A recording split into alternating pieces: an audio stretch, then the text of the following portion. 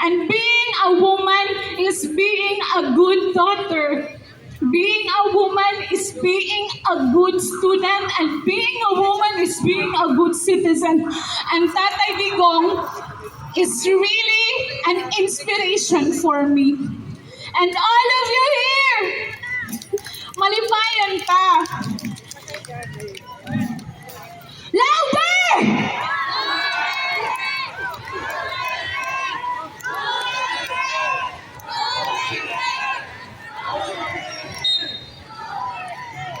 Unta no, magita niya tarong karon no.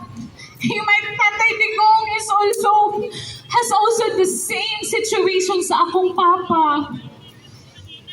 Karon na siya sa The Hague. At least kabalo na ta mo pronounce unsa ng The Hague. Na siya dito karon. But Tatay Digong